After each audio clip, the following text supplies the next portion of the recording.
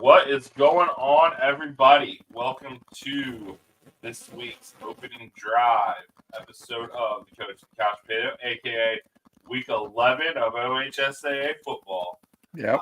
And the guy on the right, or my right, I guess you would say, Coach Slate, as always, and they're ready for Week 11. I'm Jeremy the Couch Potato. What's good, sir? Busy week. Oh man, busy week, busy weekend. Had a tough loss on Friday to Olentangy Berlin. Big rivalry game. Shout out to them, man. They create an awesome atmosphere over there. Their student section was crazy. Our student section was crazy. They had a whiteout, we had a blackout, and so it was a really cool atmosphere. Lost 14-11, defensive battle, but those games are fun, man. Like those are the fun ones to be a part of. Championship football, and we made it to Week 11, and we get to play another Olentangy school. So we'll be taking on Orange, which they've got a really good quarterback and got some good things. So I'm excited, man. The film looks good, and we just got to go out and take care of business, man. How's everything with you? We are good. We pretty low key weekend. That's all right though. Watched the ball yesterday. Obviously, went to dinner with a couple of actual loyal listeners on Friday night. So that was cool. They were throwing some stuff around. Oh, you guys said this and you said that. So that was cool. Saw you did a comp yesterday. Yeah. I did my second CrossFit competition of the year. It was fun. I got to do it with my wife, my brother-in-law and sister-in-law, Eric and Liz. Shout out to them. It was fun. We got second, I believe, out of like 7 or 8 teams. It was good, man. It was a good time. I was dead. I'm super sore today. But yeah, it was fun, man. You don't realize how much like you enjoy competition until you like dive back in it. And so it's weird because like I was anti doing these competitions, but now like I want to do another one, and then I want to do another one. And so it just keeps you motivated and to train and different things like that. So it was good, man. It was good. Good deal. I saw on socials that Mr. Tyler Emmerich made a cameo. He stepped away from commenting on every 11 Warriors post on Facebook in the last 24 hours to come watch. It's funny though. I got a text from him during the game yesterday, and they must have started late, depending on what time the comp got over. And he goes, "I just want you to know, I can't watch football the same way anymore." He goes, "I'm too busy watching what this guy does or what we're trying to do here." I replied with, "You're welcome." Yeah, no, man, that makes the game fun. It is fun to watch the game as fans. My wife made a comment during the game, because I was getting a little frustrated with some things, which we'll talk about. But she said, Jared, you're not speaking like the coach on the Coach and the Couch Potato. And I was like, you know what? You're right. I'm not. So I dialed it back. I dialed it back a little bit, but it was good. Yeah, Tyler and Emmerich, they are the gym mom and dad. Like they just show up for everything, man. Like they show up for everything. They're there to support, take pictures, compete, whatever you need. And so they were there cheering us on, and so it was fun. So that's awesome. Yeah, we're still waiting on that brisket though. Tyler's been talking about smoking. So when you're listening to this tomorrow, Tyler. So yeah. Interesting Saturday for the home team. I don't think there's any other way to put it. 21-17 win over, like we talked about before the battle, a better team than a lot of people think, and a better team than the film looks like. Mm-hmm. My notes are all over the place, so we may not go in a good order for once. That's all right. Obviously, the elephant in the room is the O-line. We knew going in with losing Josh Simmons, there could be some growing pains. Mm-hmm. I think growing pains may have been an understatement. We may be dealing with birthing an entirely new child. we try not to talk too much about individual players in a bad sense, like to the point that obviously I didn't even list this in the good, the bad, the ugly. But Zen Michalski, overwhelmed. I don't think there's any other way to put it. Yeah. Yeah, I agree. I mean, that is such a good job by Coach Rule and the defensive staff. You know, their defensive coordinator runs the type of scheme that I like and enjoy and have studied a lot. And you know, they do a really good job. And it's funny, it's very similar to what Coach Knowles was doing at Oklahoma State, but they do a good job of putting their athletes, you know, Willis McGahee Jr. or the fourth or whatever McGahee that was. It was one of them. He was on the family tree. Yeah, he was in the family tree, and so they do a good job of really putting their athletes in on their mismatches. And if I was them, I would have done the same thing. I'm going to attack Zen. I want to see how he's going to respond to this. I want to make him work, and I want to make him uncomfortable because he's making his first start. And so you had an entire week to watch his film, see where he was weak at, and that's where they attacked. And you know, that's going to happen. You lose your best offensive lineman. You're putting somebody in who's never started a collegiate game before. You're hoping things work out, and you've got them prepared. And that's one thing I feel pretty confident in saying, that I know they were worried about him going into the week, and so I feel very confident that they spent a lot of time with Zen, making sure that he felt good about what they were doing. And I have it on good accord through people that I've talked to. And, you know, he just went out there and he got beat. And it's unfortunate for the kid. You know, you take your coaching glasses off and you just put yourself in the mind and the heart of that young man making his first start. He's been loyal to the Buckeyes. He's stuck around for 4 years and he's not playing well. And on top of that, he gets hurt. And so I hope, you know, everything is all right, you know, that it's not something that's season ending. But yeah, they definitely, you know, exploited their mismatch, and, you know, shout out to them, man. That's what you got to do. Their defensive line definitely came to play, and they took advantage of some areas that we're weak right now. And, you know, whatever it took, we found a way to win at the end of the day. Yeah. I mean, we had 285 yards of offense, 100 of which came on 2 plays. Yeah. You know, with the talent discrepancy that was there, that's really crazy. Mm-hmm. You know, I guess, you know, we'll just go ahead and address it. You know, we saw, you know, another offensive line combination at the end of the game. The other thing that didn't help Zen, though, Donovan Jackson did not play good. It was not his best game. He didn't, you know, Austin Sareveld, when he was in, had some bad reps. And there were some reps of Zen's that were good. Zen had some good reps. He won some reps. He won some one-on-ones on the one touchdown pass. He held his own. Yep. Great play.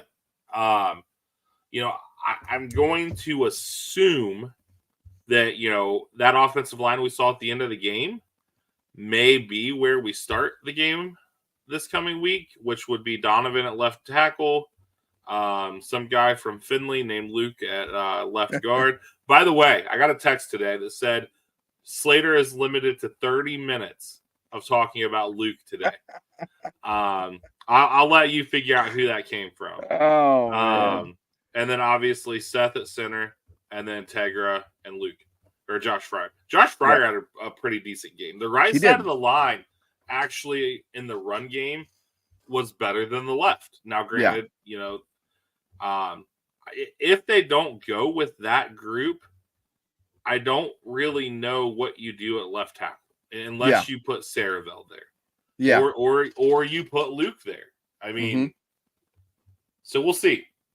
Yeah, we'll see. I will not spend 30 minutes talking about my guy Luke. I did send him a text message yesterday, though, just letting him know that I'm praying for him and take advantage of your opportunities. And so, you know, he's a very mature young man. Said he's just, you know, he's going to chop wood and carry water, man. He's going to do whatever it takes to make sure he's helping the team. And so he's going to be locked in. I've never coached a kid like him when it comes to mental focus. And so he'll be locked in and ready to go. But yeah, I mean, it will be interesting to see the combinations that they throw. Me personally, I think the tackles, it has to be it has to be Donovan Jackson and it has to be Josh Fryer. Whether, Josh moves to left tackle and you move Donovan to right, whatever you need to do, I feel like those two need to be your tackles. And I think with Sareveld, with Carson Hinsman, with Luke, I think you've got three guys that are going to be able to play in the middle, but that tackle spot is where we are thin. You're hoping that guys like Ian Moore are continuing to develop. George Fitzpatrick is continuing to develop, because these are guys that you may need before you know it. And so I think that the unit that we saw at the end of the game is likely the unit that we will see. But I do think, between Luke and Carson and Sareveld, I think you have three guys that could play that left guard spot. And I honestly think, Luke and Sareveld could play left tackle. I don't think that's what they want to do with those two. I think they want to keep Luke, especially on the inside. But I think we'll be okay. It's definitely a cause for concern. Losing Jimmy and then obviously losing Zen, but it will be interesting to see what combination they start out with. But you're right. I think they're going to go with the group that was in there at the end of the game. Now, one thing that would be interesting to see, I don't know that athletically it would make sense, but from a stature standpoint, it would be interesting to see if you move Josh Fryer to left and move Tegra to right tackle, because Tegra is a monster of a man. Yeah. He's not DeJuan Jones big, who shout out to Cleveland. Yeah. But yeah, it's going to be interesting. I mean, obviously, that's a whole episode in and of itself, is the offensive line development. Major red flags. We knew coming into the year it was a red flag. And now it's like code red, sound the alarms. Yeah. That Penn State pass rush is scary. Yeah. They're very good. But are they going to have Drew Ayler? There's a whole bunch of stuff, So yeah, that would be interesting to see. Another thing that stood out yesterday, offense, for our offense, we've hit on it all year. At some point, somebody is going to take away a receiver. Yeah. And they took away Emeka Egbuka yesterday. Yeah. And they honestly minimized JJ. Mm-hmm. But what did we see in that situation? Carnell Tate coming out party. Yeah. He has done the dirty work all year. I think he's probably right there with Emeka as our best blocking wide receiver. So it was nice to see him get his shine, have a 100-yard game, a tutty. I mean, but it just shows you that it's possible that even when you take a receiver away, when the run game might not be clicking, that we still are going to be in games. Yeah. Yeah, we're still going to be in games. And the other thing I don't want to overlook, yes, I know Nebraska got boat raced, last week by Indiana. Obviously Indiana is a good football team, but I don't want to overlook the fact that this Nebraska team has beaten Colorado. They've beaten Rutgers, who's got a really good running back. They went to overtime with Illinois. Like they are not a trash team. They are well coached. And they were playing for pride too. I've been on those ends where you're in a game and you feel like, you should have performed better and things didn't go your way and you get stomped. And the next week you're coming out and you're playing with that pride. I mean, we experienced that this year after our week one, that we got beat, we got shut out. It was a game that we were, expecting to go out and do well, and we didn't. And so that entire week, we talked to the defense about playing with a sense of urgency, playing for pride, play like that you can. And, they are going to be amped up. Ohio State's going to get everybody's best shot, right? They're going to get everybody's best shot. And so I'm not going to sit here and say that Matt Rule and Nebraska are a bad team or a bad program. I think Matt Rule's doing a great job at Nebraska. I think the Buckeyes just did not play well. But that's going to happen. This offense isn't going to go for 500 yards every single week. At some point, you're going to have a gritty, nasty, ugly looking win. And hopefully that wakes you up to some things that you needed to work on. We saw that last week with Oregon, or 2 weeks ago with Oregon. The defense was atrocious at times and not getting any pass rush or anything. At the end of the first half, we had 7 tackles for loss and a sack already. And so you saw some things change for us defensively. I think you're going to see us get more creative in the run game going forward. Obviously I think we're going to have to, and it'll be interesting to see where we go from there. But I'm not going to overlook Nebraska. Like, they were just some bum. We should have beat them by more than what we did, but sometimes you gotta grind those nasty, ugly wins out, man. Yeah, absolutely. And I didn't watch a lot of the Indiana-Nebraska game, but everything that could go wrong for Nebraska went wrong in that game. I think they had 5 turnovers. Raiola, who didn't look great yesterday, unless you were Joel Klatt. He made some plays. He made a couple throws, but like, Klatt was ready to hand this kid the Heisman. It sounded, I mean, it was crazy though. When Will Howard outplayed him, I mean, there's no ifs, ands, or buts about it. One of the things we talked about after the Oregon game, we talked about it on the Before the Battle episode, was a need for the defense to reassess themselves. Yep. And even with the offensive play calling yesterday, as terrible as it was, I think a lot of that was trying to protect Zen, especially in the beginning. Mm-hmm. And I said this to a couple of different people yesterday, yourself included. I feel like the staff treated this game like week 1. Yeah. We saw a lot of different things. First and foremost, obviously, though, we got pressure. We got sacks. We got tackles for loss. 3 sacks, 13 tackles for loss. Yeah. I mean, that's what we need. Yeah. We saw stunts. We saw twists. We saw pressures. I mean, you name it, we ran it yesterday. We did. That right there is a lot of it. And the other things, we knew Lathan Ransom was going to be out. We saw so many different combinations in that secondary. McLean got the start, but you saw a lot of Lorenzo Styles. You saw Jordan Hancock at safety on the play that sealed the game. Yep. You saw Jermaine Matthews playing a lot more. Now, granted, some of that may have been for another reason that we'll dive into when we get into the good, the bad, and the ugly. But and then I just happened to catch this. Edric Houston played defensive tackle in the base defense in the second quarter. Yep. We had Brandon Ennis returning kicks now. We had Caleb Downs returning punts. I mean, you can tell Ryan Day went into the defensive and special teams rooms since the Oregon game and really began to look at things. Yeah. I'll be interested to see now if that translates this week where he hangs out with the offense more. Yeah.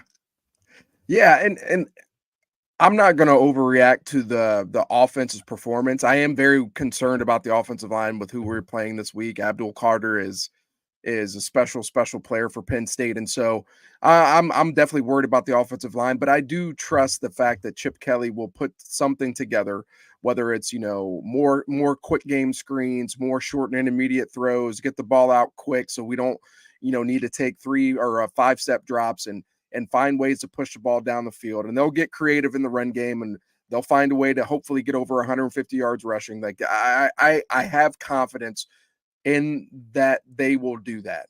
The one thing I was concerned about going into this game specifically was what was the defense going to do?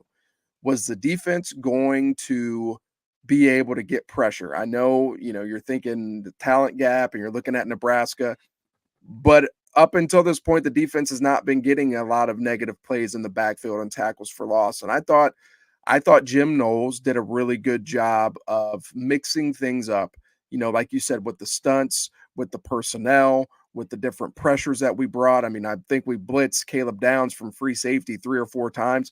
I'm not the biggest fan of doing that. because you just lend yourself to getting beat on simple slants if your quarterback's able to get the ball out quick, and we're not taking away the inside and man coverage.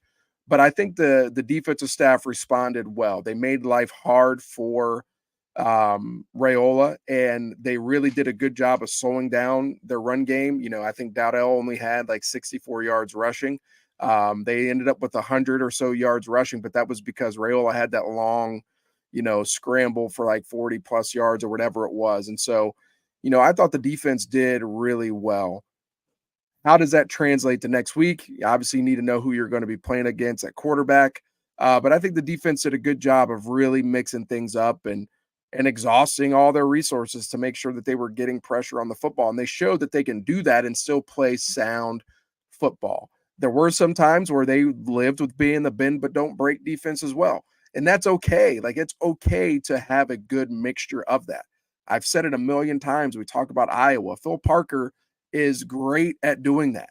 He is great at being able to mix things up. But when he feels like we need to cap the defense because I think a big play is coming, all right, I need my dudes to go make plays. JT and Jack and those guys did a little bit more of that this week. And so hopefully that continues against Penn State. But I was pleased with the defensive performance. They had really one successful drive that really stands out to me. But other than that, I thought we played pretty well. Yeah, absolutely. And one of the things I always look at, especially now that the pollsters are showing a volatility in the polls, they're not afraid to move somebody down that wins. We didn't move, and we're still favored over Penn State. I mean, yes, there are some things to be concerned about. I'm not as sold on Penn State as some people are. And at the end of the day, James Franklin's their coach. And until James Franklin proves he can win a big game, and God forbid it be this week and he proves it. But, I mean, I just, the talent disparity is there. And again, the quarterback thing. So we'll see. I mean, but yeah, it was cool to see changes. And as far as, as we dive into our good, bad, and ugly, two things that stand out toward the end of the game. When we needed a touchdown, we looked like we should have looked. Oh, yeah. We did what we do. I mean, so that there was that. And then emotion, the defense, Ryan Day, after the targeting call, you just knew that, okay, this is a momentum thing. As bad as the targeting call was, to see Ryan Day just absolutely be lit. I mean, and just like I don't remember I think it was Clapp talked about he didn't throw his headset. No. That's why he did not get the 15-yard penalty. Yeah. That's why. Now, Grant, and as far as it being a sideline warning, I'm sure there are people that are upset about it. The whole team was on the sideline because it was coming out of a timeout or a review. But if you watch the clip, he actually held the headset. He made the throw motion, but he held it. If the headset comes out the hand, he's probably getting 15. Yeah. I've got a different perspective when it comes to that type of emotion. I'm a pretty fiery coach on Friday nights because the kids need. I feel like sometimes the players need that type of energy, that type of emotion, and so I try to do a good job of picking my spots of when I'm going to do it. I really like if a kid makes a negative play, that's not going to be something that I'm going to lose my mind over unless it's just absolutely egregious, something that we practice all week long and they just said, you know what, I'm not doing it, right? I might lose my mind then. But if a kid makes a negative play, like, I'm going to go coach them up, talk about what they did wrong, how we're going to make sure it doesn't happen again. But when it comes to having my players' backs, there's nothing that's going to ever stop me from losing my mind in defense of one of my players. And if that gets me a 15-yard penalty, that gets me a 15-yard penalty. I am going to freaking battle for my guys every single day, right? It happened this year. The head coach had to pull me aside and have a conversation with me because, I hold my kids accountable, my position group accountable for a lot of things. And if they're not holding up their end of the bargain and they're doing things wrong or getting personal fouls on the field, they're going to hear about it from me. But if I feel like they have been done wrong in some form or fashion, I'm going to lose my mind. And in that situation, I totally get why Ryan Day reacted the way that he Absolutely. did. Now, the other side of it too, though, the referees have to follow the letter of the law. And that is just that it is such a gray area that the refs have to live in. And I don't ever like to defend the referee, but I did not feel this was targeting, but I felt like the refs felt like they needed to make sure this was targeting because of where the contact happened, even though it was plain as day that Arvell Reese did drop his shoulder, but he got his head completely out of the way. And he definitely was leaning into the guy, but he wasn't launching himself at the guy. Right. And so, it's a tough spot. But I don't mind seeing Ryan Day like that. As long as you're able to bring yourself back down to being level, right? After that, I don't mind it because Arvell Reese is going to remember that. Arvell Reese is going to remember that Coach Day was literally ready to get kicked out of a game pretty much because he felt like I got screwed over. And players appreciate that. And it's authentic and it's real. And so, I did like to see the energy from Ryan Day. I did like to see that energy from the defense. I think they need to play like that every All single the time. week. Doesn't matter who they're playing. Yep. Hair on fire. If you need naysayers out there and you need that fuel to have that, that fire and that mindset on Fridays or Saturdays, to just get on Twitter because everybody's bashing you. Everybody thinks you're overrated. Everybody thinks you are not as good as you paid all this money for this roster, right? And you're not holding up your end of the bargain, right?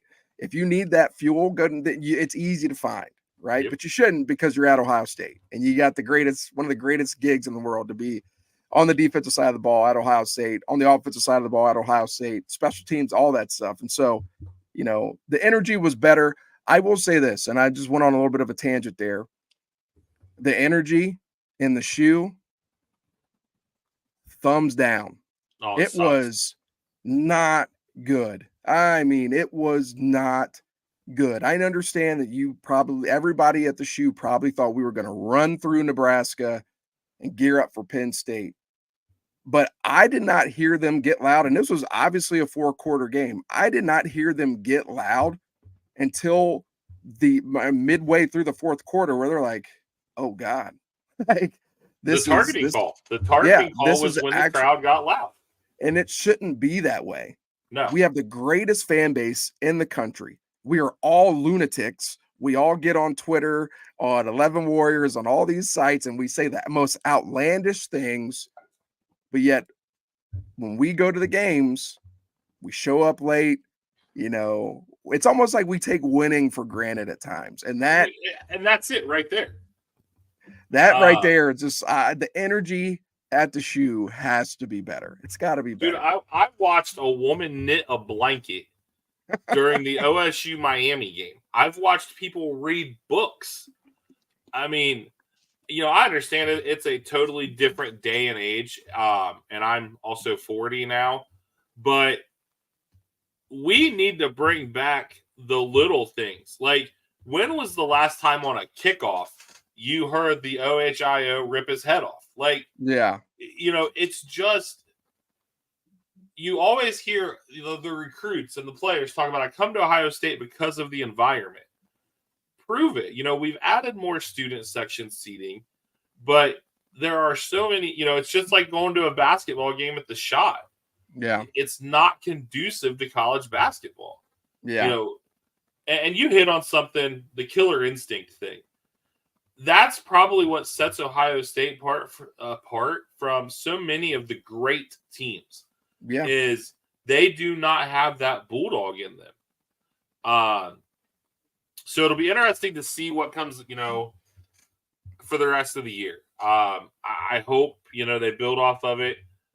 Losing Arvell for the first half of the Penn State game, not great, but with what Penn State runs, I don't know how much burn he would see anyway. Yeah. actually with what Penn State runs, it might be a better time anyway to go back to Gabe a little bit.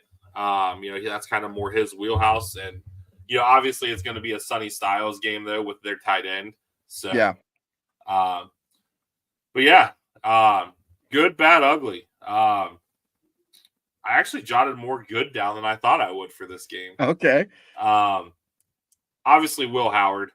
I think people are sleeping on Will Howard. That throw to JJ was probably the best thrown ball we've seen from Will Howard all year. Yeah. The defense, obviously, we have talked about that a ton. Kenyatta Jackson had a very good kind of under the radar game. Yes, he did. But it's good to see, again, that's another one of those things that I feel like we've seen a change. He saw burn, but you just never heard his name. And yesterday you heard his name a lot. Yeah. And then Denzel Burke, bounce back game.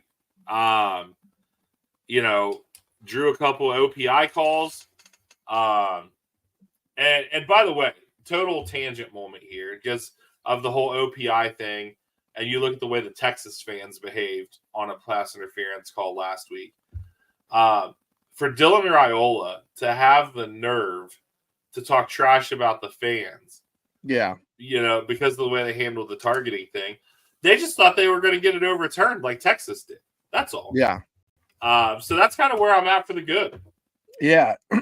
we share two of the same. So I obviously went with the defense. I love the way that the defense responded. We did not play a perfect game by any means, but we were able to, affect Raiola in the passing game. We were able to get some negative plays in the run game. We were able to create, a bunch of tackles for loss. Like you said, we got 3 sacks, and I think you said 13 tackles for loss. Yeah. And so that's the type of stuff that we need to see. I definitely thought the defensive line played more aggressive. You could see that in the way JT was playing. That one play where they left Jalen unblocked and he goes and he gets the sack and he's pointing at the sideline. Yes. There were some things that were personal to him last week that were said about him and probably from Coach Day and the coaching staff. And so I was kind of happy to see that from him because we need him to play like a man-child all the time. Like he's got to play with that high energy all the time. So the defense for me really stood out. Denzel Burke, again, one thing I want Buckeye fans to understand, Denzel Burke's coming off a terrible game, probably hurt his draft stock against Oregon. And Tez Johnson and Evan Stewart's draft stock is probably gone up, especially Tez Johnson. I wouldn't mind seeing Tez Johnson in Cleveland. That's just me. But the one thing that I want fans to understand when it comes to playing defensive back, I played at a much lower level, but I played safety, had to play a lot of man coverage. You can have the best coverage in the world and the offense can still complete the pass, right? Oh, yeah. And so it looks like it's a bad, oh my God, he got cooked, when in essence, the offense just made a really good play. So those are all things that are going through your mind, especially as a cornerback, when we're bringing pressure and we're playing cover 1 and cover 0, and you don't have much help, if any help over the top, you're going to get beat at times. Denzel Burke did not lose his aggressiveness coming off of the Oregon game. And to me, that says a lot about how mentally strong he is. Yes. To not lose that aggressiveness. Those plays that he made as far as like the tackles on the quick screens that they were trying to throw, Ohio State was in man coverage. Like they were not playing cover 2 where he's sitting down in the flat. They were playing, at least what it looked like. I have to watch a film. It looked like they were playing some sort of man, and he just came off of his guy and went and made plays. That's the Denzel Burke that we know, that we've seen the last 3 years. And so I hope that continues for him. He's definitely got to be a guy for us. And so I was happy to see him play well. Caleb Downs, I don't even have he's slowly becoming one of my favorite Buckeyes of all time. I mean, this kid, and it's just because he's smart. He's a football nerd. You can just tell by the way that he plays, the way that he's helping get people lined up, that he's leading the communication out there on the field with the secondary. I love seeing that as a sophomore, a true sophomore, being that type of leader is just special. And then the trust that Coach Knowles and OG Walt and Coach G have in him to blitz him from 15 yards depth and to do all these different things. Like, to me, that just says so much about Caleb Downs. So I wanted to put him in the good. And then the last one, and there's a reason why this guy wears the Black O uniform. Cody Simon may not have played the best game, right? He may not have had his best game. He may not have been, he's not having his greatest season. He makes some plays every now and then, but there's a lot of plays that he leaves out there. But the one thing I love about Cody Simon, and post-game interview, whatever it was, he took the blame for Arvell Reese getting ejected from the game because Arvell Reese was covering for him on a mistake that he made when he was supposed to be in a certain pass drop. But Arvell Reese realized that he's not there and covered for his brother and put himself in a position to make a play, in which he did, but he just got called for targeting.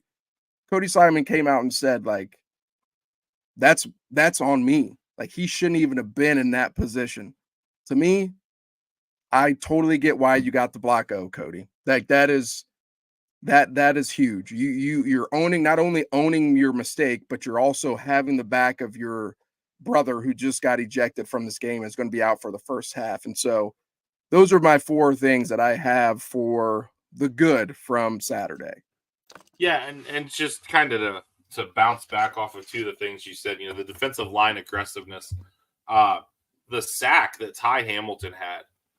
I honestly thought that was somebody from the second level because he looked like he was shot out of a cannon. Yeah. And then Caleb Downs.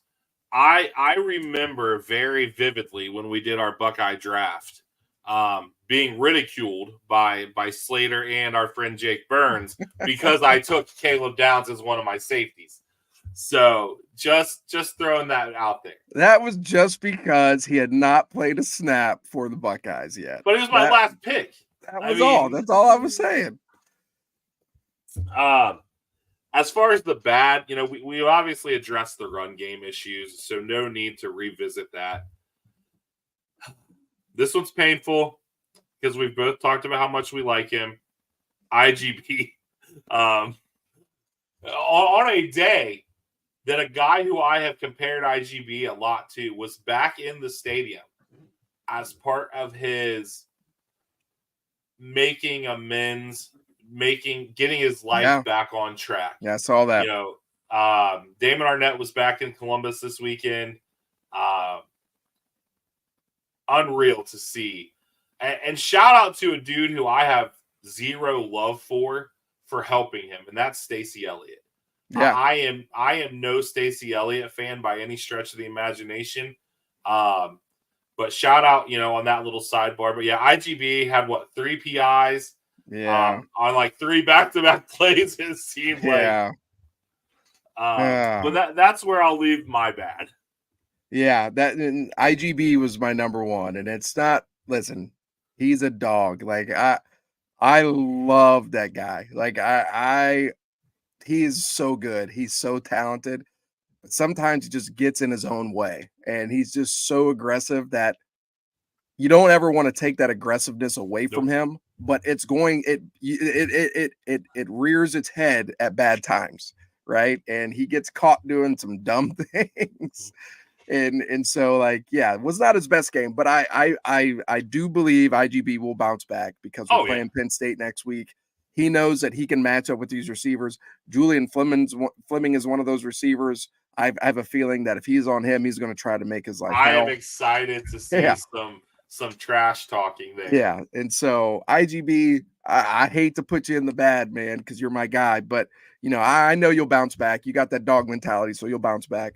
And then the O-line, and they're facing a lot of adversity right now, and so there's just a lot that they got to figure out. So we definitely need to see some improvement from them. So those are the bad and / ugly for me from Saturday.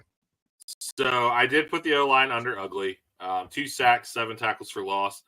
But all of my ugly, I put the bye week blues. You couple this game with coming off of a loss, coming off of a bye week and going to Happy Valley. This was trap game. I mean, and that's one thing that I feel like a lot of people have slept on is this was a true trap game. And we escaped. Ryan Day is still undefeated against unranked opponents. I just want to hammer home how important that is. Yeah. Let's not forget, we say it multiple times. The Iowa loss under Urban Meyer, the Purdue loss under Urban Meyer. Like, Urban Meyer had bad losses. Ryan Day has ugly games, and you hit it best. You called it trestle ball yesterday. Yeah. So under the ugly, outside of the bye week blues, the footing in the stadium. Again, I know, man. We saw guys from both teams. It's like they were on an ice rink. And then the officials. The Nebraska first down, I don't understand how that does not get given to them. Yeah. It ended up being a huge swing because we stopped them. And then obviously the targeting. And I just felt like there were there were a couple plays that went to review that didn't need to go to review. So yeah, that's the ugly. Yeah, I don't really have much, me. I'm too nice of a guy. I don't have much under the ugly. Well, I do have something under the ugly, and we talked about it a little bit. The overreact. I don't want to say it's overreaction because there is some definite concerns that we have to worry about when it comes to the offensive line. Our run game, we know we've said it on here multiple times. We need our run game if we're going to go win a natty, go win the Big Ten, go beat Penn State, go beat Indiana and Michigan, right? We need to have a solid foundation in the run game. We definitely took a step back in that. And so I'm hoping and believing that we're going to take a step forward. But for me, one of the ugly things is the overreaction to us winning ugly football games. All right. As Buckeye fans, we should be like taken back to one of the greatest years of our time in 2002, where every freaking game was an ugly game and you just found a way to win and you're beating teams barely that you should be blowing out. It happens. Oregon was losing to Idaho going into the fourth quarter this season. They were down 14-7 going into the fourth quarter against Idaho. Okay. Like, these things happen. There are times where you come out and you don't play your best. Penn State was in a 4-quarter game with Wisconsin yesterday. Like, these things happen. It happens. But we still found a way to win. It's not like we lost to Northern Illinois, right? Like Notre Dame did. Okay. You can bounce back from these things. You're talking about an Oregon team who was losing to Idaho in the fourth quarter. Imagine how that fan base felt then. Imagine how they feel right now. Night and day difference, right? It's going to be okay. Do we have stuff? I almost cussed. Stop myself. Do we have stuff to address? Absolutely. And I'm hoping that Coach Day and the rest of the coaching staff will address it, because if we don't, we're going to be in some trouble. All right. But the overreaction from us having ugly wins, it's just, I can't. Buckeye fans and Browns fans, I feel like we are the absolute worst, but we're also the best at the same time. And it's just like, the Browns are going to the Super Bowl. Let's find that happy medium, man. Yeah. It's funny you brought up the Oregon game with Idaho. After we do our Buckeye Leaves in Your Silver Bullets, I've got a little rabbit hole for us to go down. Buckeye Leaves. I had in my head the whole time I was going to give out 2. I only had 2. But I'm going to give Will Howard 1 too.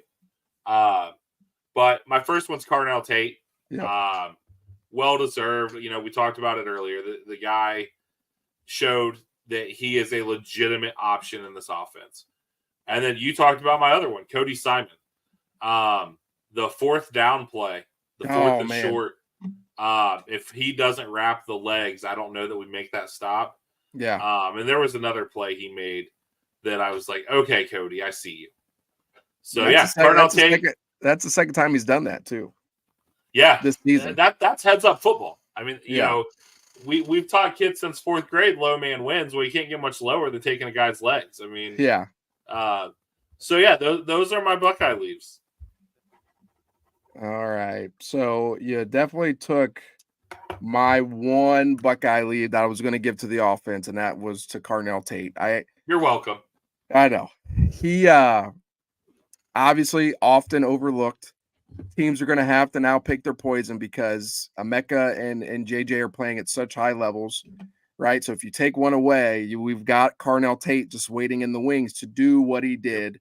And if he doesn't play like that, we probably don't win, right? If he doesn't make those plays, we probably don't win the game. And so that was the one Buckeye leaf I was going to give for the offense. Defensively, silver bullets I'm going to give to Caleb Downs. He's just an absolute dog. And then I want to give some love to JT. I am very hard on Jalen because we've watched him in his career just take over games. I mean, just take over games. I just want to see him be that physical, dominant presence all the time. And he showed a little bit of that on Saturday for me. I'm hoping, obviously, we're playing Penn State. He loves playing this team. And so I'm hoping that continues. So those are going to be my two silver bullets that I give out. I like it. I like it a lot. So yeah, kind of our end of show segment today. I dove down a rabbit hole, and this was partially attributed to a comment that my son made today. We were talking to him. We're trying to plan out some stuff for the week, and he goes, "Yeah," he goes, "I know the coach and the couch potato are going to tell us how great everything is and how we're going to be just fine." And I'm like, dude, there were more good things to come out of that game than we thought. So I went back and I looked at the last 5 national champion teams to see if they had a game that shouldn't have been what it was. So we'll start with 2019 LSU, which was obviously a generational offense. Now, granted, that team, this is the only game that was even minutely close on their schedule outside of the CFP. 45-38 against a team that finished number 25 in the polls in Texas. And that Texas team had some bad losses. Yeah. 2020, the COVID year, I put an asterisk beside it because you just can't gauge anything off of that year.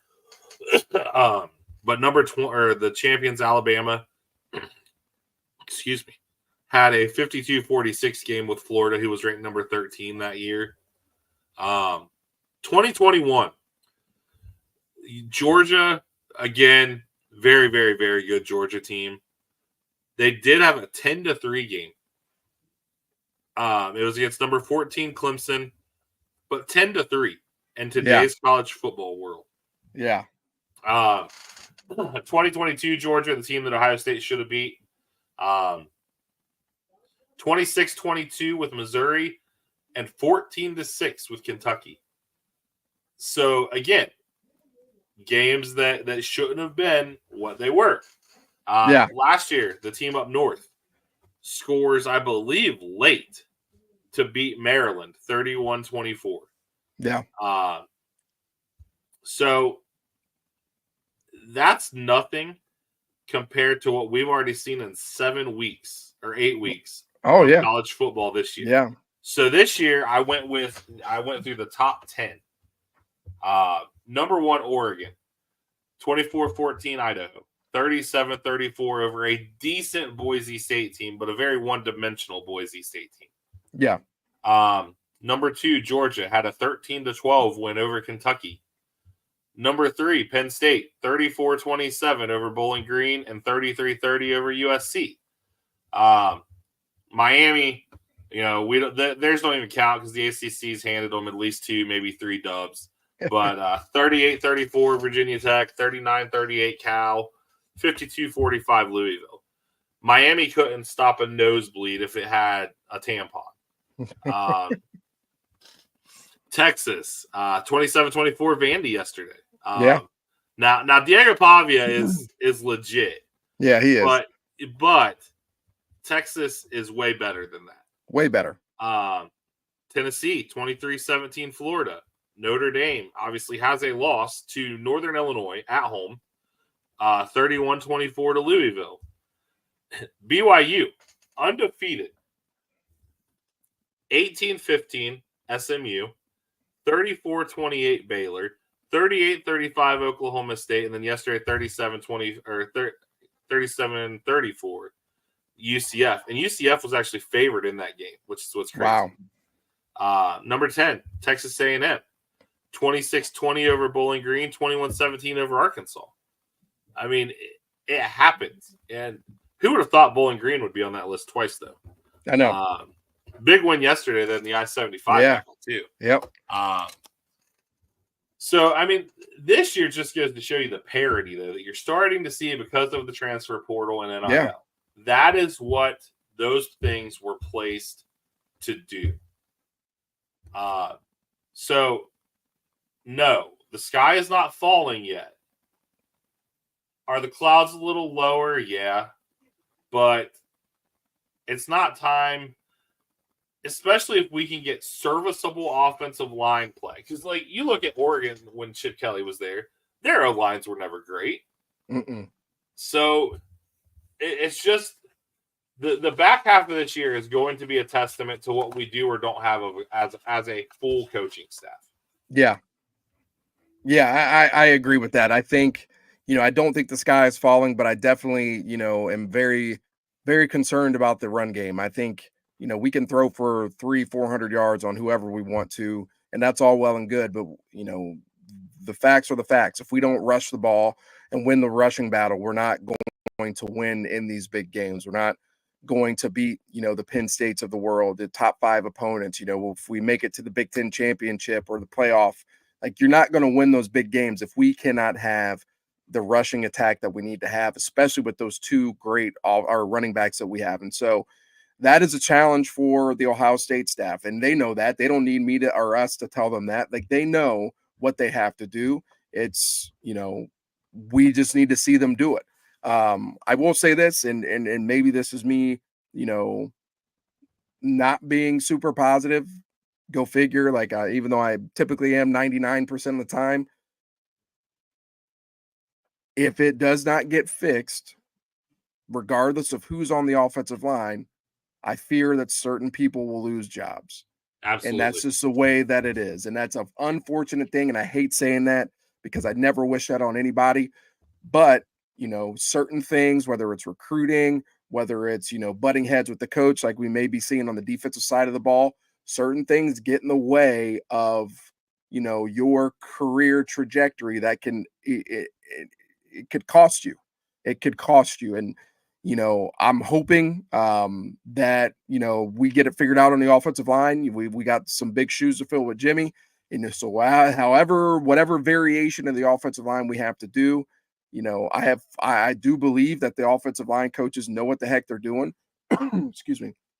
And that they're going to go out there and try to put together the best game plan. And we just got to go out there and execute. And so, huge test for them, man. Huge test. This is where you earn your paychecks, man. These are the type of challenges that a lot of coaches welcome. Like, all right, hey, this is going to be a true test to see if I've been developing my talent. And if I haven't been, then, it's going to show. So I'm interested to see that, man. That's the biggest thing that I want to see, the offensive line play and how we, move forward in the run game for the rest of the season. Yeah, absolutely. And that's one thing, the run game, I don't feel like Travion should be the guy when it's 3rd and 1. That's not his game. Just like we had the one run with Will out of the gun yesterday on a short yardage situation. We've had really good success with the quarterback sneak. I think sometimes these coaches, and I'm sure you can attest to this, coaches overthink. Oh, God, yes. Yes. I've outcoached myself probably 30 times in my coaching career. I've called plays because I have seen something or schemed something up and I shouldn't have. I just should have gone with my gut or what the coaches were telling me in the headset. I literally had this conversation with one of our younger coaches on staff last week who has aspirations of being an offensive coordinator. And the one thing that I always say, when it's crunch time, think players, not plays. Who am I going to get the ball to? I'm going to get the ball to my best guy. Now, if it's an evenly matched game, then you can scheme some stuff up. But if I know it's 4th and 1, 4th and inches, and the quarterback sneak, or I've got Quinshot and Junkins sitting on the sideline, like, I'm not going to overthink this. I'm going to give the ball to my guy, right? I'm going to do the tush push and give the first down. Like, sometimes we definitely overthink and outcoach ourselves, man. That's a very real thing. And then after the game, you're like, damn, like I should have just done this. And so it definitely it's your ego gets in the way for sure. Well, and I'm sure that Matt Rule is thinking that on the 4th and goal yesterday. I mean, yeah. You run anything outside or a play action and you probably score. Yeah. But you try to play it safe. Yep. But this game is thank God it's done. It's over with because it was ugly. Yep. But it's not the end of the world. But yes, there's definitely causes for concern. And Ryan Day has shown, like we said, we saw it on defense this week. Things change. So we'll see what we do on the offensive line. I'm assuming by the middle of the week we might have a better indicator of what we're going to see. So that'll be interesting. But onward and upward. Yep. So yeah, I think that's all I've got. That's all I got, man. So, shout out, to obviously all you guys that listen.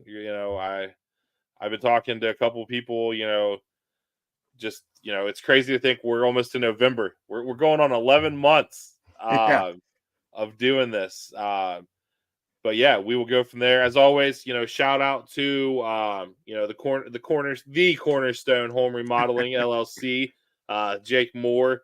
Saw some more of his work this weekend. That dude does good work.